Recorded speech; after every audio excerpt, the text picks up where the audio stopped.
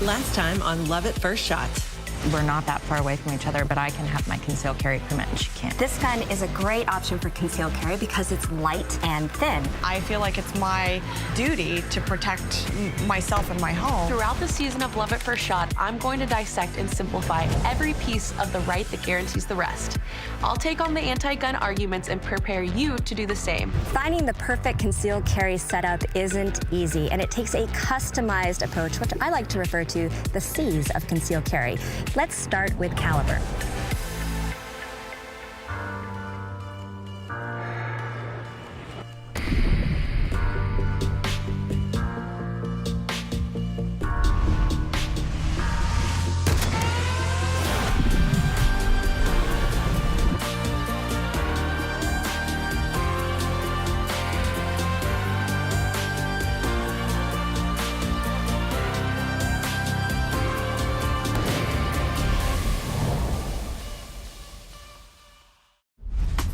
This episode of Love at First Shot is all about training.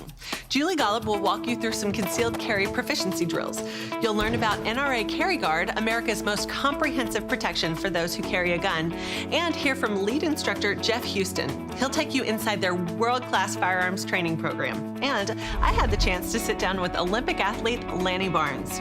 She's a sharpshooter with a twin sister and a passion for art. We also present the next installment of our concealed carry roundtable. It all begins now in this episode of Love at First Shot, presented by Smith & Wesson, with ammunition provided by Federal Premium.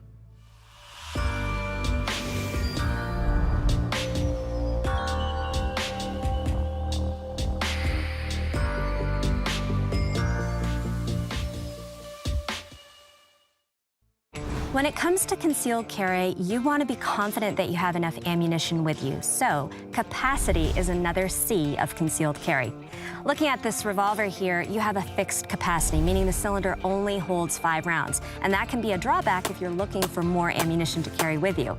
Now, going with a semi-auto, you have a little bit more option. This is what we call a single column or single stacked magazine, and the ammunition is stacked one on top of each other. And because you can remove this, you can also have the option of adding capacity to the end. Now, when that happens, you're going to increase the length of your grip, and that's going to make it a little more difficult to conceal, so that's something you want to keep in mind. There's also the option of double stack magazines. That means they're going to be double the width of these single column magazines, and that means you have more ammo. The downside is that's a thicker grip, and it's going to make it even more difficult to conceal, especially if you have a smaller frame. It's all a give and take. You have to decide what's best for you. And that's the name of the game. It all comes down to what you're comfortable with. Concealed carry should be a custom approach so that you can be confident and do what you need to do under pressure. Stay tuned for the next episode of Love at First Shot, when Julie will address the third C of concealed carry, clothing.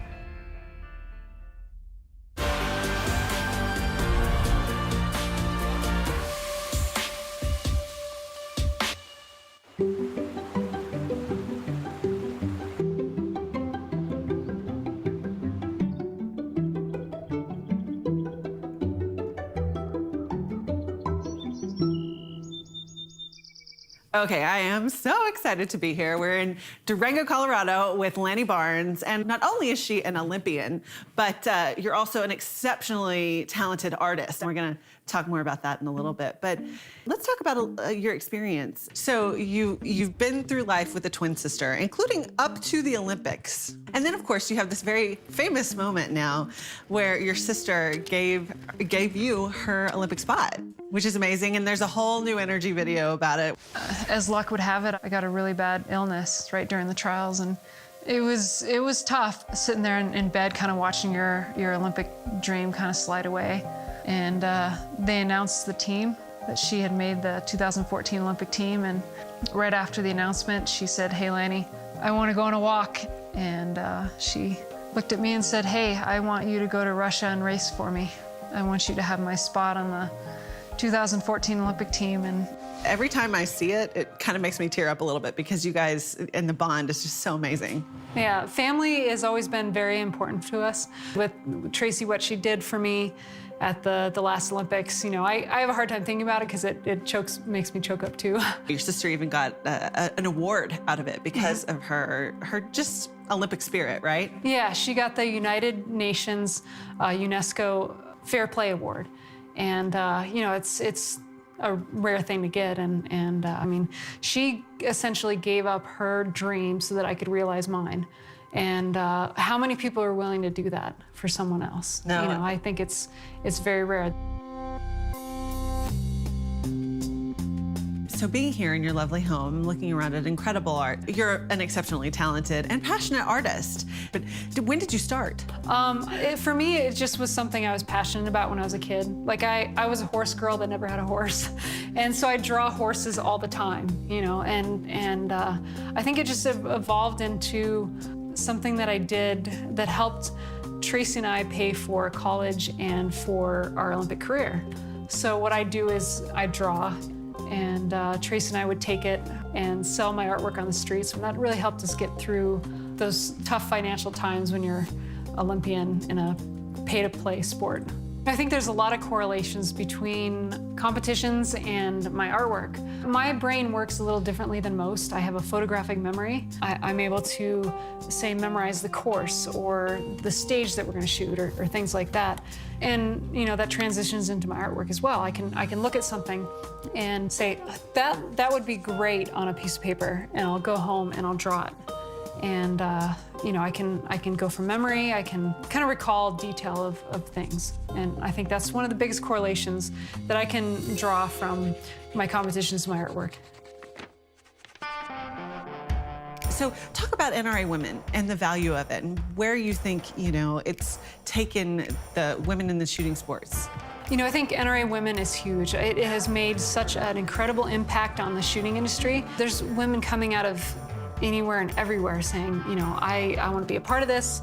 I'm a shooter, I hunt, I enjoy guns, I want to protect myself. Growing up, Tracy and I, we thought we were the only women on the planet that hunted. We thought, well, it's a guy thing. I didn't know any other women that hunted. I didn't know any other women that shot. We thought, well, maybe there's got to be others out there, but we just never had that outlet and never were in the right situation to meet other women who shared the same passions and interests.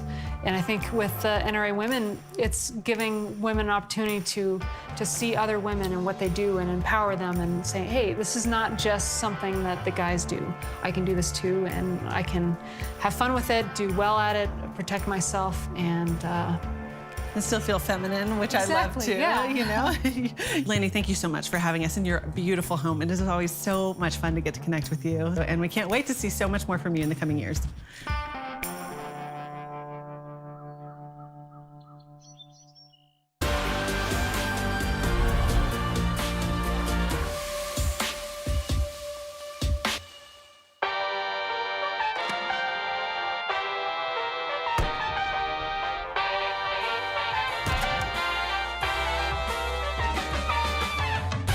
Let's face it, it's not always easy to get to the range, and especially if you're a CCW holder, you want to be able to improve those basic skills of shooting accurately, quickly, and being able to reload fast and efficiently. I have a simple 1 box of ammunition drill with 50 rounds that'll help you improve all of these skills and help you track your progress. So I have my target at 3 yards. I'm going to focus on 5 good, accurate shots in the upper portion of this target.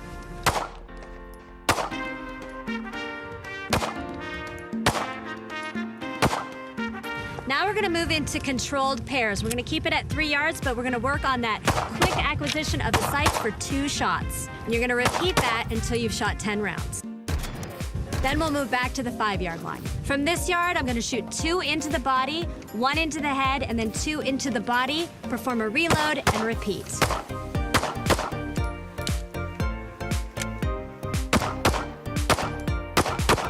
And I'm going to do that from this yard line another time.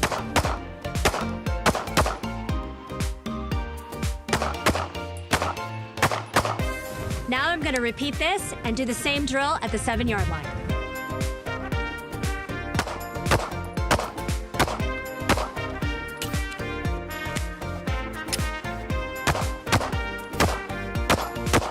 Now we're going to move back to the 10 and finish up on accuracy.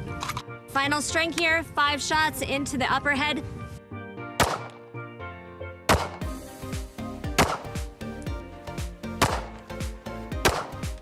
Let's go take a look. All right, here we are at the target. The goal is to keep everything centered up nice in the chest area, keep all of them in the head, and I did that. The nice thing about this drill is it's something you can track, you can maintain, take a picture with your cell phone, note the things that you had trouble with so you can practice them next time. Remember, it only takes 1 box of ammo every week or every couple of weeks to maintain your CCW skills.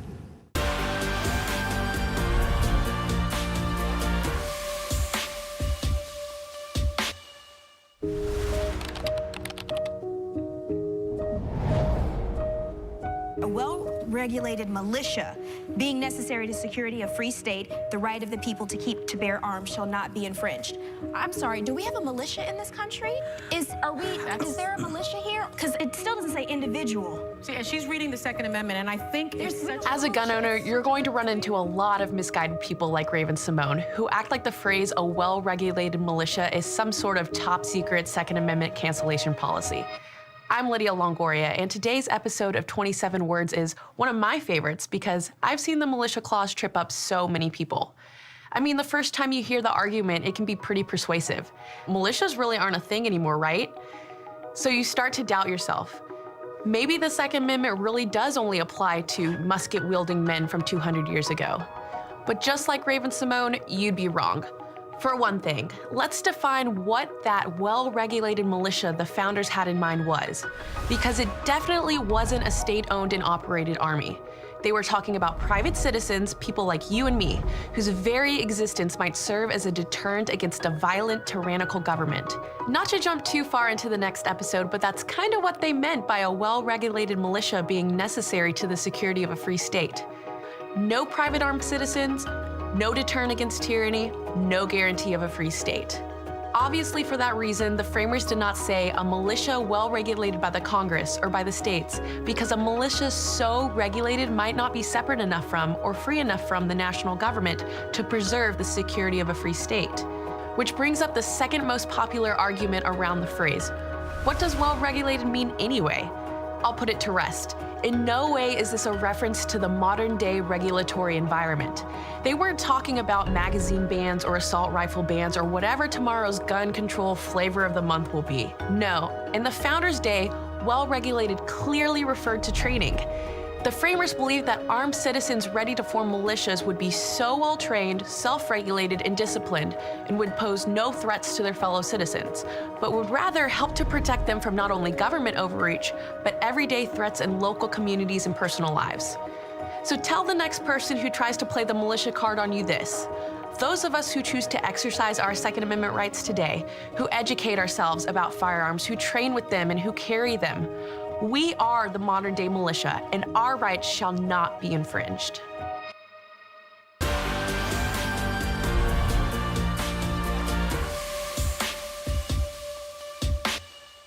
Beyond target shooting, competitions, CCW, there's a special type of gun owner out there, the gun enthusiast. And that person appreciates classic design, and it doesn't get any more classic than the 1911. For this Smith & Wesson product spotlight, we're at Wilshire Gun Club, and I want to share with you a Performance Center 1911. Now, this one is specifically designed for concealed carry. It features a 3-inch barrel. It also has a scandium alloy frame and a round butt, making it easier to conceal and lighter to carry. This gun also has a lot of the great features that we know and love from the 1911, the grip safety, the ambidextrous thumb safeties, and that classic single action trigger. It's also chambered in 9mm and features a lighter recoil spring, and that makes it easier to manipulate the slide when compared to other semi-automatic pistols. A stippled grip and that classic thin single stack design make it a great option for those with small hands who need to have a better grip on the gun to make it easier to reach the trigger.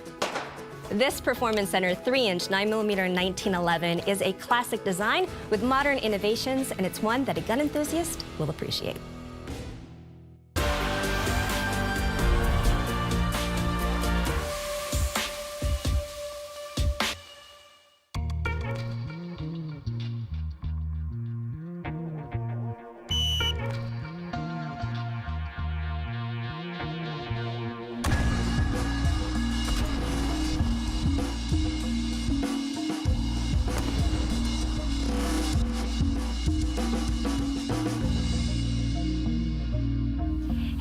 on the range with Jeff Houston, one of the masterminds behind the NRA's Carry Guard Program. My background that kind of qualifies me to do that was Army Special Forces, so I was a Green Beret. So you know your stuff. I do, I do. What things can you tell our viewer that may be helpful to get a little bit more comfortable with their firearm? So what I want to emphasize to shooters as they're starting out is our target itself does not matter as much as people think it does, okay? What we need is something to shoot at. Okay. We want to think about aiming small and missing small. Right. So we just want to pick a point on the target to shoot at. For example, you could shoot at this number 9. Okay. We want to get the same point of aim every time for that consistency. All right, let's get shooting. Let's do it. All right. So 3 yards. Yep. Let's go ahead and put our eye protection and ear protection on. Okay. And the range is now hot. What we want to do first is make sure that we're safely loaded up. So we're going to come into our workspace. My firearm is locked back to the rear. I'm visually inspected it. I'm going to go ahead and load up. Tap. I've indexed the magazine. I'm tapping the magazine in. Tap, tug, roll it over, muzzle's downrange in the safe direction, fingers off the trigger, and I'm going to pull back and let it slam forward. Now our firearm is loaded. Now, get a nice solid grip on the gun. Let's check our stance. We're face downrange towards our target. Right. Let's go ahead and go to a low ready. I'm gonna raise the firearm up, and I'm picking that aim small, miss small, that one point of aim, and then it's slack, aim, and press. I've followed through on my target. I'm preparing to take a second shot, but I'm choosing not to. My finger comes off the trigger, and then I can either scan or go back to a low ready position. Okay. And then I just repeat that for let's just do about 6 rounds. All right, let's do it. So between military experience and then being an instructor and then working in protection, that led to where you are today. And now you're the lead instructor, correct? That's right, yes ma'am. We've taken that military experience and combined with, the cumulative civilian training experience that all of us Carry Guard developers have had, and the people are getting the best mix of it all. So it's really fantastic. I'm excited. Awesome. So there's more to CCW than just obviously hitting a target. When you're carrying a firearm, when you're having to protect someone, the firearm is just simply one component of it. But the most important tool you have is your mindset. During the Carry Guard curriculum, we undergo a segment where we talk about situational awareness and how important it is to be aware of your surroundings, because we don't want to get in a gunfight.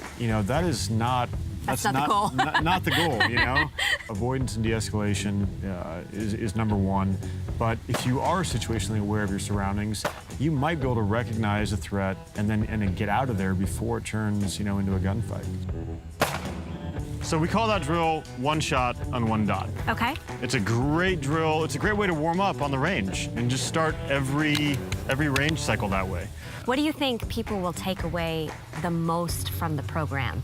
I think the biggest takeaways for most people are going to be, A, they really have no idea how much goes into being a responsible concealed carry holder. And then the force-on-force training that we do with airsoft guns. Can you explain that a little bit more? Like force-on-force sounds so a little bit intimidating, right. So what it is, it's just we're putting you in a scenario. How are you going to respond? And they're not going to get hurt. They're not going to get shoved. They're not going to have to fight physically at all. But they have an airsoft gun, and we're just going to push them a little bit or put them in a scenario, and we want them to be able to react. Right. And it's not always pulling out the gun and pulling the trigger. Sure. Sometimes it's, finding the exit and getting out, or making sure your car doors are locked and staying in the vehicle. So we put people in situations where they're not always shooting, but they need to think, should I draw my gun? Should I not draw my gun? And that decision-making process, I think, is a big thing that people will take away on how shocking that feeling is of having to make that decision. Yeah, I think a lot of people can sit back and say, oh, well, I would do this, or I would do that, or I would handle it this way. But I'm sure you see that it's completely different when you're in a scenario. It really is. Yeah. And, we've put people in scenarios where they went into it thinking, okay, I would do this, this, or this, and they come out of it saying, whoa, like, I never thought about this, that, or the other. Yeah. And now the whole plan that they had in their head is now changing because of the experience we put them through. That's amazing.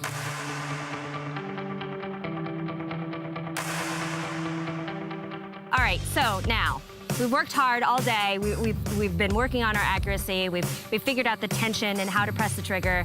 What sort of thing can you do with a friend at the range? Like a little friendly competition that incorporates some of these skills but still keeps it fun? Cool, great question. Right. It's always fun to shoot with a buddy and get a little bit head-to-head competition of sorts. One simple thing we can do right here is I'm gonna take a shot and you're gonna try to put a bullet through my bullet hole. Okay. And then you're gonna take a shot. Okay. And I'm gonna try to put my bullet through your bullet hole, and we'll just keep going, bounding kind of back and forth on it. So it's like horse, almost. It's kind of like horse, yes. Well, let's go get some new targets, and Cool. we'll get going on it. Done, let's do it.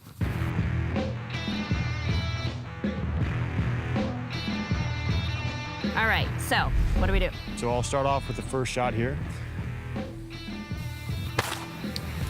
So now you just try to put a bullet hole through that. Okay.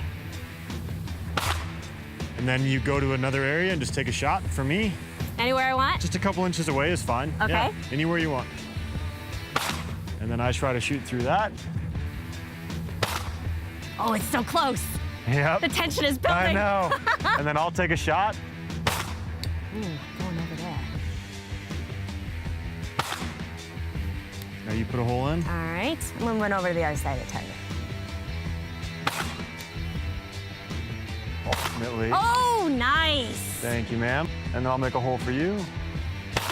Okay. Make a hole for me.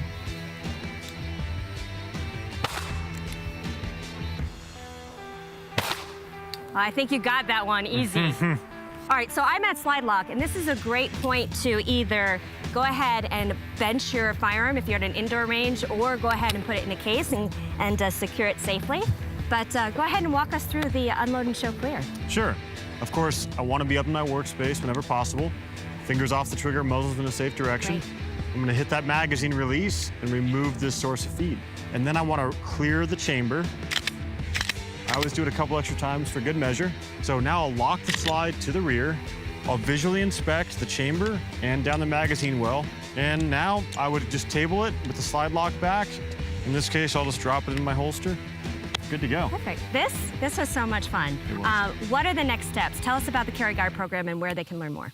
The Carry Guard program is a fantastic new program.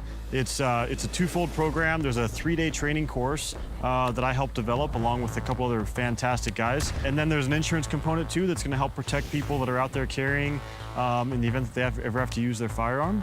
So go to NRACarryGuard.com to check it out. Once you sign up, there's continued education. And there's actually online training that people can do. So they can look at videos of us NRA developers and instructors walking through a lot of the same stuff we walked through today in great detail. Well, I have to say, thank you so much for joining us today and being on Love at First Shot. Thanks for having me. All right, awesome.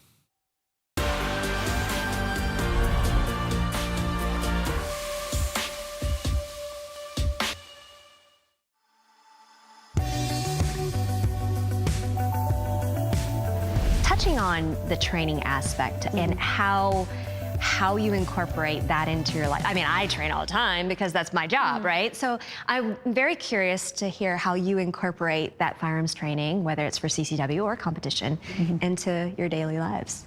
Yeah, because you begin with a class, right? You start there, but then you have to take it home. Right. Right? And so what does that look like for you guys, and does it change? I think it's about making time for the things that you know you need to. It's about prioritizing. Right.